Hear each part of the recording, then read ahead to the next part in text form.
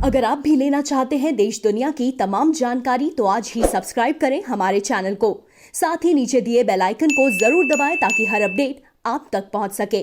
नमस्कार, मैं साक्षी news network पर आप सभी का स्वागत है। पश्चिम बंगाल के चुनाव परिणाम सामने आ चुके हैं और ममता बनर्जी की तृणमूल कांग्रेस ने हैट्रिक लगा दी है। 200 के पार चली गई है उसकी सीटों की संख्या, पिछली बार से ज्यादा सीटें आ गई हैं। लेकिन ममता बनर्जी नंदीग्राम में खुद अपना चुनाव हार गई हैं।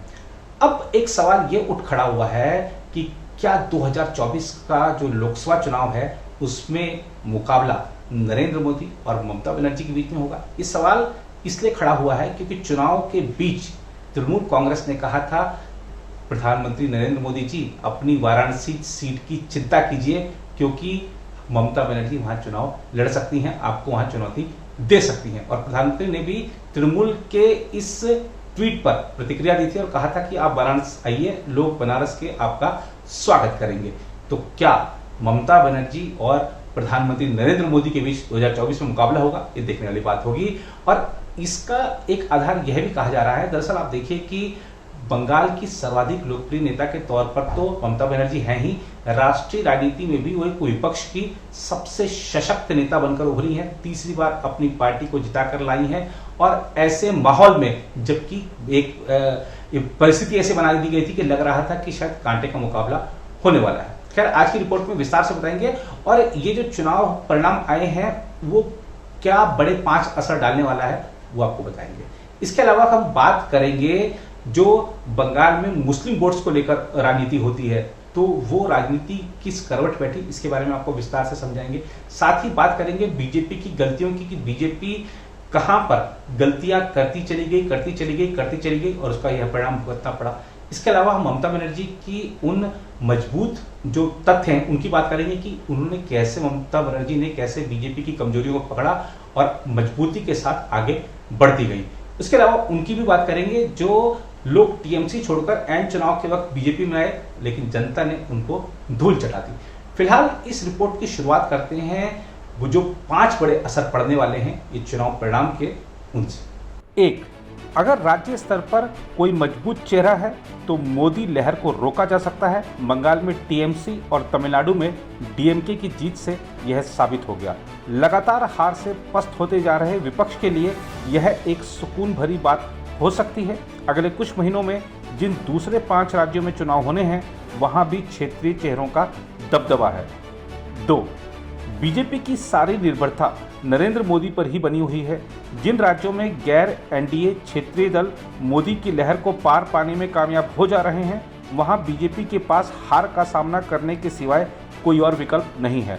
अभी तक बीजेपी के क्षेत्रीय चेहरे जीत की गारंटी नहीं बन पाए हैं। 3. कांग्रेस के लिए कोई बहुत अच्छी खबर नहीं है। असम और केरल जैसे राज्यों में वह सीधी लड़ाई में थी, यहाँ उसकी जीत की सबसे ज़्यादा संभावनाएं देखी जा रही थी। लेकिन इन राज्यों में हार मिलने से यह दिखता है कि पार्टी के पास जीत का मादा खत्म हो गया है। विपक्ष की मुख्य धुरी बनने की संभावना फिलहाल उसमें नहीं है।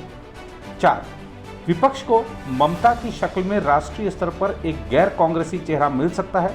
विपक्ष की सबसे बड़ी कमजोरी यह देखी जा रही है कि उसके पास मोदी के मुकाबले का कोई चेहरा नहीं है।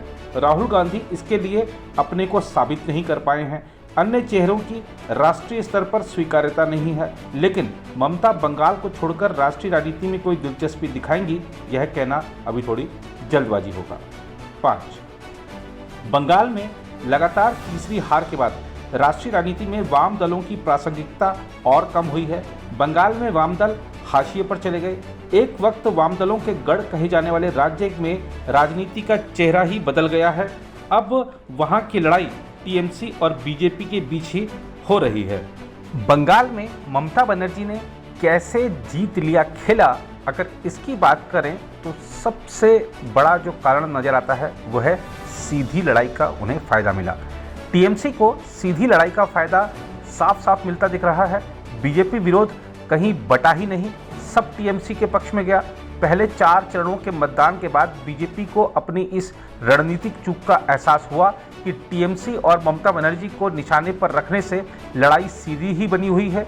इसी के मद्देनजर उसने बाकी के चरणों के लिए कांग्रेस को निशाने पर रखने की रणनीति बनाई ताकि त्रिकोणात्मक लड़ाई दिखाई पड़े, लेकिन तब तक यह धारणा स्थापित हो चुकी थी कि टीएमसी और बीजेपी को छोड़कर और कोई लड़ाई में है ही नहीं। दूसरा कारण जो बड़ा था वह था बाहरी बनाम बंगाल की अस्मिता।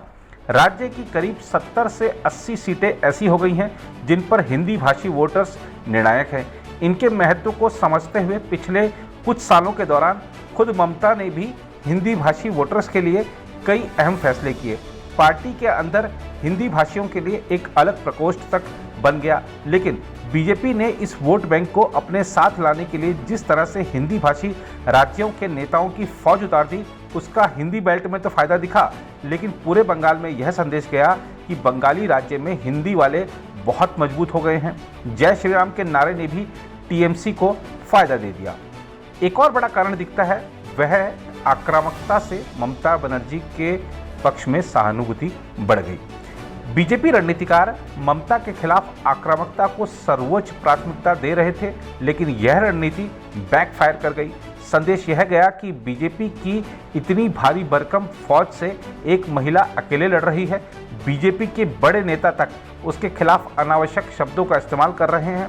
पैर में चोट के बाद बीजेपी ने इसे चुनावी स्टंट साबित करने को मजाक बनाने की रणनीति पर काम करना शुरू कर दिया, तो ममता ने बगैर विचलित हुए प्रचार के दौरान जिस तरह से व्हील चेयर का सहारा लिया, उससे उनके प्रति सहानुभूति बढ़ी। एक और कारण जो नजर आता है वह है मुस्लिम परस्त की छवि ममता ने तोड़ दी। बीजेपी की रणनीति यह भी थी कि ममता को मुस्लिम परस्त साबित किया जाए। ममता बीजेपी की इस रणनीति को समझ गई और उन्होंने खुद की उस छवि से अपने आप को बाहर किया। बीजेपी ने यह कोशिश की कि इसे उनका दबाव माना जाए, लेकिन ममता ने अपने बयानों से जो बीजेपी के आरोप थे उनकी धार को कमजोर कर दिया। अब जहां तक सवाल आता है कि बंगाल में बीजेपी ने पूरी ताकत झोंक दी थी, अब उसका क्या होगा, इस झटके से कब तक उभरेगी, तो एक चीज़ जो साफ नजर आती है वह यह है कि बीजेपी ने पश्चिम बंगाल चुनाव में भले ही माहौल बनाने में सफलता हासिल कर ली थी, लेकिन चुनावी नतीजों से बीजेपी को जरूर बड़ा झटका लगा है।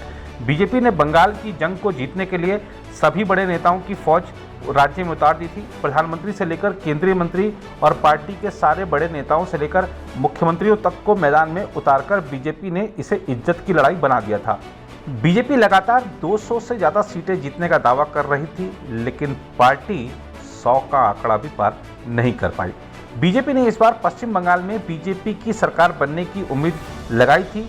पश्चिम बंगाल बीजेपी के लिए इज्जत की लड़ाई इसलिए भी बन गया था क्योंकि टीएमसी लीडर ममता बनर्जी ने बंगाल की अस्मिता और पहचान का मुद्दा उठाया और बीजेपी नेताओं को बाहरी बताया।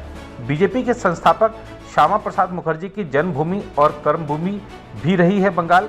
यहाँ बीजेपी की जीत का विषय महज एक राज्य की जीत से नहीं बल्कि भावुकता से भी जुड़ा हुआ है।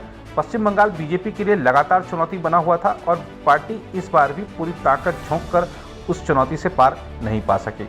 2019 में हुए लोकसभा चुनाव में बीजेपी ने 18 सीटों पर जीत दर्ज की, जिससे पार्टी के हौसले बुलंद थे और बीजेपी के लिए यह चुनाव करो या मरो की स्थिति वाला था। बीजेपी के नेता अनौपचारिक बातचीत में यह मानते रहे कि अगर इस माहौल में जीत नहीं हो पाए तो बीजेपी के लिए मुश्किल बढ़ेगी।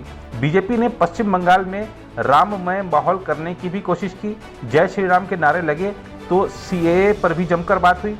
बीजेपी को राज्य में ममता बनर्जी सरकार के खिलाफ सत्ता विरोधी लहर की उम्मीद थी, लेकिन नतीजों ने दिखाया कि राज्य में सत्ता विरोधी लहर नहीं थी। अगर थी भी तो चुनाव प्रचार के दौरान ममता बनर्जी के पैर में चोट लगने से लेकर ममता के खिलाफ बीजेपी की पूरी फौज उतरने का असर यह हुआ कि ममता के पक्ष में लोग एकजुट हुए। अगर पिछले विधानसभा चुनाव से तुलना करें तो बीजेपी को बड़ी सफलता मिली है, क्योंकि पिछले विधानसभा चुनाव में पार्टी महज 3 सीटों पर जीत दर्ज कर पाई थी, लेकिन बीजेपी ने इस चुनाव को नाक का सवाल बना लिया था और दांव पर बहुत कुछ था। इसलिए पार्टी की पिछली बार के मुकाबले काफ़ी ज़्यादा सीटों पर जीत भी बीजेपी की हार ही है।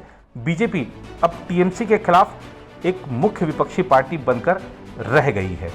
वहीं पश्चिम बंगाल में अगर ध्रुवीकरण की राजनीति की बात करें तो AIMIM और अब्बास सिद्दीकी की ISF जैसी पार्टियां जिन्हें तृणमूल कांग्रेस के अल्पसंख्यक जनाधार को नुकसान पहुंचाने में सक्षम माना जा रहा था, वे पश्चिम बंगाल विधानसभा चुनाव में अपना असर छोड़ने में नाकाम रही, जहां अल्पसंख्यकों ने भाजपा के खिलाफ इस लड़ाई को जीतने के लिए बहुत कुछ दांव पर लगा चुकी ममता बनर्जी के साथ जाना सही विकल्प चुना।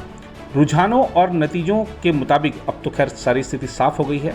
उसके अनुसार वामपंथी दलों और कांग्रेस के साथ गठबंधन करने वाली इंडियन सेक्युलर फ्रंट यानी आईएसएफ, जो कि 26 सीटों पर लड़ रही थी और प्रत्येक निर्वाचन क्षेत्र में उसका प्रदर्शन बेहद खराब रहा, यह नवगठित पार्टी के लिए बड़ा झटका है। असदुद्दीन ओवैसी के नेतृत्व वाली पार्टी ने राज्य की 7 सीटों पर चुनाव लड़ा, लेकिन उसके हाथ एक भी सीट नहीं आई और उसका वोट शेयर महज 0.02% रहा। पश्चिम बंगाल में अब्बास सिद्दीकी के नेतृत्व वाली आईएसएफ और ओवैसी की एआईएमआईएम का निराशाजनक प्रदर्शन फिलहाल चर्चा का विषय बना हुआ है। बंगाल के कुल मतदाताओं में करीब 30% मतदाता अल्पसंख्यक हैं, जो राज्य की करीब 100 सीटों पर निर्णायक कारक हैं। विश्लेषकों के मुताबिक टीएमसी के अल्पसंख्यक गढ़ों में सेंध लगाने में नाकाम रही भाजपा को उम्मीद थी कि आईएसएफ मुस्लिम मतों को काटने में सफल रहेगी, जिससे उन्हें फायदा हो सकता है।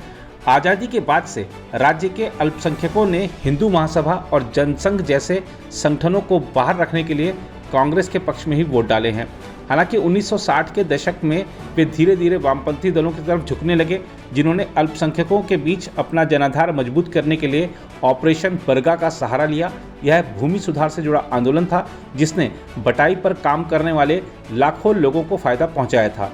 वाम मोर्चे के लिए चीज़ें तब से खराब होने लगी जब 2008 में आई सच्चर कमेटी की रिपोर्ट ने अल्पसंख्यकों की स्थिति की एक निराशाजनक तस्वीर सामने रखी थी। इसके अलावा नंदीग्राम और सिंगूर में भूमि अधिग्रहण के खिलाफ चले आंदोलन ने ममता बनर्जी की टीएमसी को उनके नए उद्धारक के तौर पर पेश किया। 2011 में वाम मोर्चे को सत्ता से बाहर रखने के बाद से ममता बनर्जी की पार्टी की अल्पसंख्यक मतों की एकमात्र लाभार्थी रही है, क्योंकि मुस्लिम समुदाय सामूहिक रूप से टीएमसी के लिए वोट करता है, लेकिन पिछले 6 वर्षों में सांप्रदायिक दंगों को रोक पाने में उसकी विफलता समुदाय के कुछ वर्गों को रास नहीं आ रही है। राजनीतिक विशेषज्ञों के मुताबिक मुस्लिम समुदाय ने फिर भी सामूहिक रूप से टीएमसी को इसलिए वोट दिया ताकि भाजपा को राज्य में सत्ता से बाहर रखा जा सके। उधर सबने देखा कि किस तरह से ऐन चुनाव के समय पार्टी बदलकर लोग बीजेपी में आ गए। टीएमसी छोड़ने वालों की तो एक तरह से लाइन लग गई थी। पश्चिम बंगाल में तृणमूल कांग्रेस छोड़कर भाजपा में शामिल हुए अधिकतर उम्मीदवारों को लेकिन चुनाव में हार का मुंह देखना पड़ा। एक अपवाद के तौर पर शुभेंदु अधिकारी को छोड़ दें तो उनके अलावा तृणमूल छोड़कर भाजपा में शामिल हुए कई उम्मीदवारों ने अपने तृणमूल प्रतिद्वंदियों से बेहतर प्रदर्शन किया। शुभेंदु अधिकारी ने मुख्यमंत्री ममता बनर्जी को नज़दीकी मुकाबले में हराया, लेकिन राज्य के पूर्व मंत्री राजीव बनर्जी, सिंगूर से पूर्व विधायक रविंद्रनाथ भट्टाचार्य, अभिनेता रुद्रनील घोष और हावड़ा के पूर्व महापौर रथिन चक्रवर्ती चुनाव हार गए। इस साल की शुरुआत में पार्टी बदलने वाले राजीव बनर्जी दोमजूर विधानसभा सीट से चुनाव हार गए। इससे पहले वह लगातार 2 बार चुनाव जीते थे। वह तृणमूल के कल्याण घोष से 42,620 मतों से हार गए। चुनाव में टिकट नहीं मिलने के बाद तृणमूल छोड़ने वाले भट्टाचार्य को सिंगूर से सत्तारूढ़ पार्टी के उम्मीदवार बेचाराम मन्ना ने करीब 26,000 वोटों से शिकस्त दी।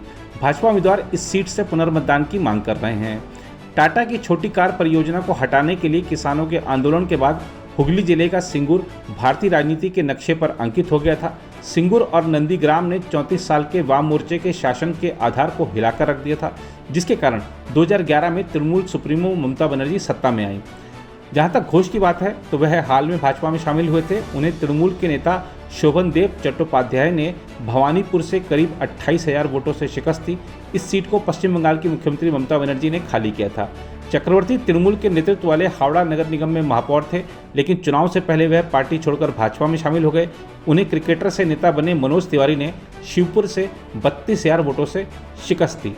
हालांकि 2017 में भाजपा में शामिल हुए पार्टी उपाध्यक्ष मुकुल राय कृष्णानगर उत्तर से विजयी रहे। उन्होंने तृणमूल उम्मीदवार कौशानी मुखर्जी को 35,000 मतों के अंतर से हराया। कुछ महीने पहले भाजपा में शामिल हुए मिहिर गोस्वामी ने भी तृणमूल उम्मीदवार रविंद्रनाथ घोष को हराकर नाताबारी सीट से जीत दर्ज की।